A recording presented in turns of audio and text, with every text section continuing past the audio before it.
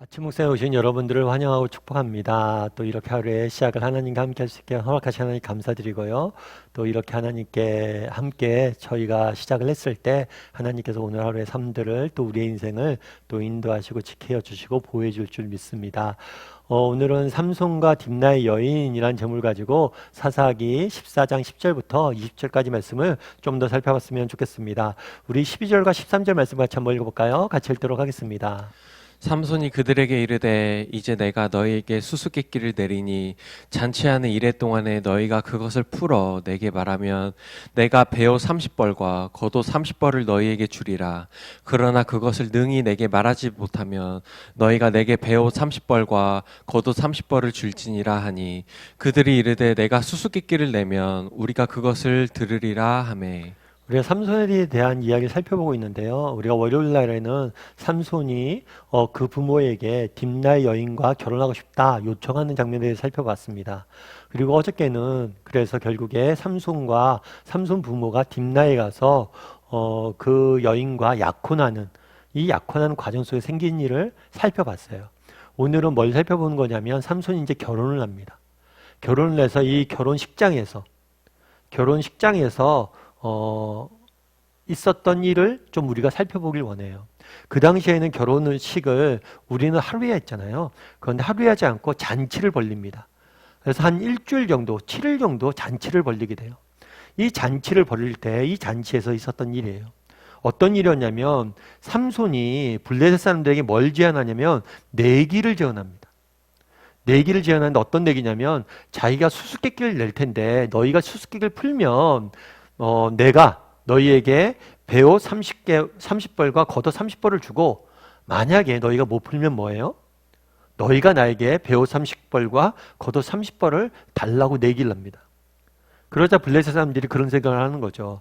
야, 우리가 사람들도 많은데 삼손이 뭐 똑똑해봤자 얼마나 똑똑하겠어. 우리가 이렇게 사람들이 많은데 그것 하나 못 풀겠어? 하고 내라고 이야기를 합니다. 그러자 삼손이 어떤 수수께끼를 냈는지 우리 14절과 15절 말씀 같이 한번 읽어볼까요? 같이 읽도록 하겠습니다. 삼손이 그들에게 이르되 먹는 자에게서 먹는 것이 나오고 강한 자에게서 단 것이 나왔느니라 하니라. 그들이 사흘이 되도록 수수께끼를 풀지 못하였더라. 일곱째 날에 이르러 그들이 삼손의 아내에게 이르되 너는 내 남편을 깨어 그 수수께끼를 우리에게 알려달라 하라. 그렇지 아니하면 너와 내 아버지의 집을 불사르리라. 너희가 우리의 소유를 빼앗고자 하여 우리를 청한 것이 아니냐. 그렇지 아니하냐 하니.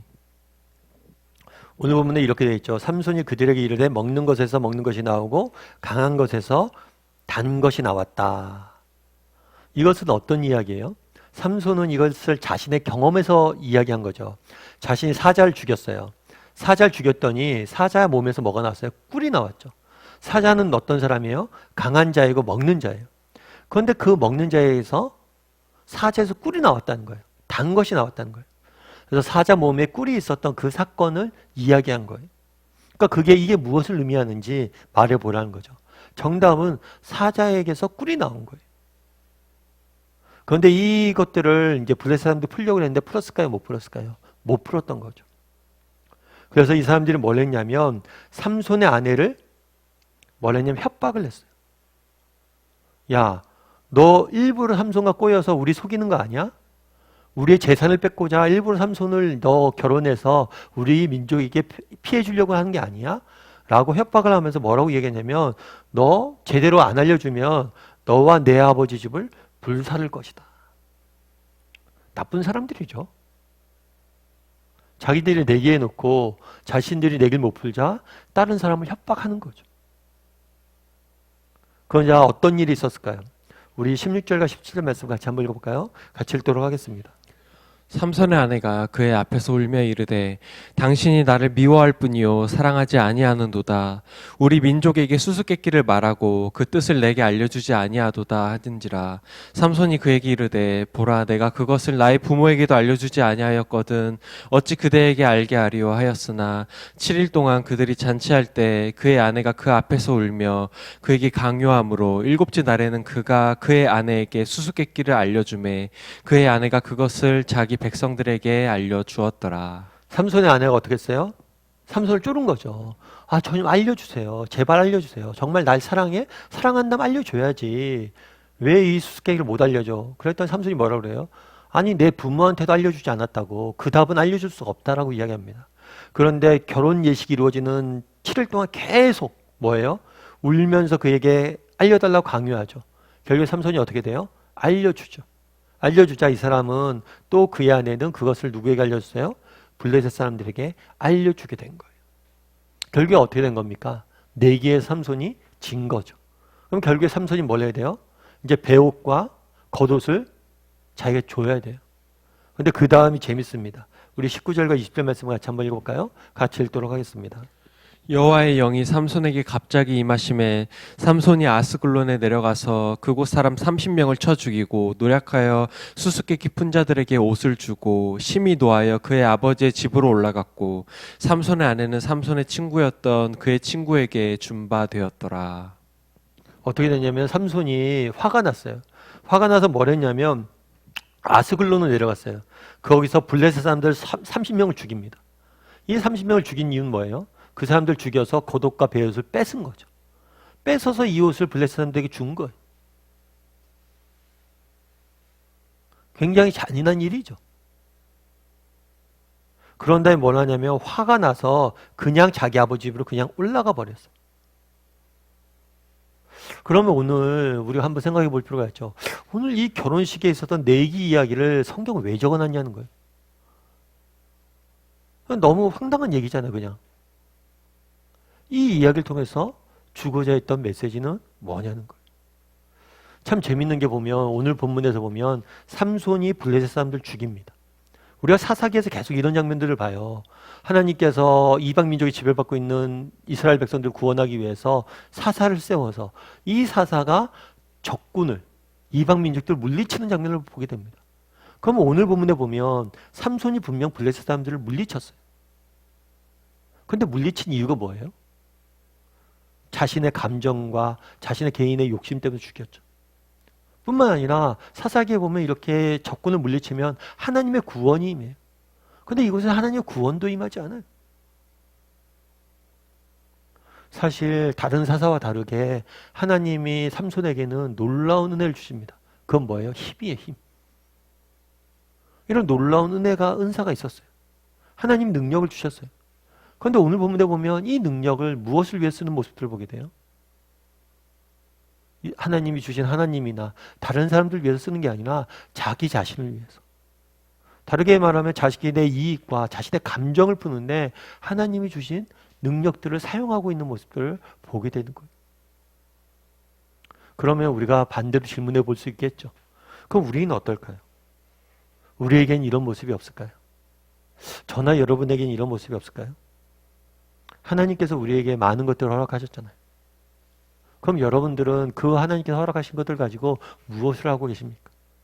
여러분에게 건강도 주셨을 것이고 여러분에게 지식도 주셨을 것이고 여러분에게 지혜도 주셨을 것이고 여러분에게 재물도 주셨을 거예요. 여러분 우리는 그럼 그걸 가지고 뭘 하고 있나요? 삼손처럼 사용하고 있지 않아요? 하나님께서 내게 주신 것들을 가지고 나를 위해서 나에게만 나를 위해서 쓰고 있지는 않냐는 거예요. 우리 예전에 어른들이 그런 얘기했죠. 야, 승원아 공부해라. 저도 어렸을 때 많이 들었는데 승원아 공부 좀 해라 공부 좀. 공부해서 남 주냐? 공부해서 다 너 가지잖아. 너 잘 되라고 하는 거 아니야? 뭐 이런 얘기를 하죠. 그런데 우리 기독교인의 답변은 뭐예요? 우리는 어떤 사람들이에요? 공부해서 남 주는 사람이에요. 내가 공부 잘해야 됩니다. 왜요? 나를 위해서이기도 하지만 그건 뭘 위해서예요? 남 주기 위함이에요. 섬기기 위해서 우리에게 하나님 지혜 주시고 은혜도 주신 거라는 거예요.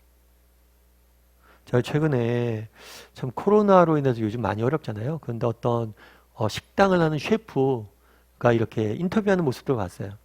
그런데 코로나로 인해서 너무 힘들다는 거예요. 그래서 인터뷰를 하다 너무 힘들다는 얘기를 하니까 인터뷰한 사람이 그런 얘기를 해요. 그럼 혹시라도 뭐 가게를 접을 생각은 없냐고. 했더니 그 얘기를 하더라고요. 저희 가게에 직원이 있다고. 직원이 있는데 내가 가게를 접으면 저 직원들 다 어디 가냐고. 내가 적자고 너무 힘들지만 직원 때문이라도 내가 가게를 운영해야 된다고. 저희 교회도 기업체나 사업체 운영하시는 분들 중에서 그런 마음으로 운영하는 사람들이 있죠. 정말 기업을 하고 이런 가게를 하고 하는 게 나를 위해서이기도 해요. 하지만 나와 함께 일하는 사람들을 내가 돌보고 먹고 그들을 섬기기 위해서 한다는 거예요. 참 그 마음이 귀하게 여겨지더라고요. 우리 마음이 그래야 되는 거죠. 오늘 삼손을 보세요. 하나님이 그 힘을 줬는데 다 자기를 위해서 쓰잖아요. 우리는 삼손과 같은 모습이 없냐는 거예요. 오늘 하루 돌아봤으면 좋겠어요. 그래서 정말 하나님이 내게 허락하신 것들을 나누고 섬기는 사람이 좀 됐으면 좋겠어요. 늘 제가 말씀드리지만 그렇다고 해서 우리가 하루아침에 뭐 대단한 걸 하라는 게 아니에요. 여러분 오늘 하루 내가 조금이라도 더 나누고 섬겨야지. 내가 커피 한 잔이라도 대접하고 내가 식사 한 끼라도 사고 내 시간을 누구에게 들여서 누구의 이야기를 들어주고 내가 격려해주고 내가 무언가 하나 정말 내가 더 베푸는 사람이 되어야겠다 생각했으면 좋겠고 정말 하나님이 우리에게 주신 시간과 정말 이런 재능들을 가지고 다른 사람의 이야기를 들어주고 내 시간을 주고 정말 그렇게 섬길 줄 아는 사람이 되기를 주님의 이름으로 소원합니다.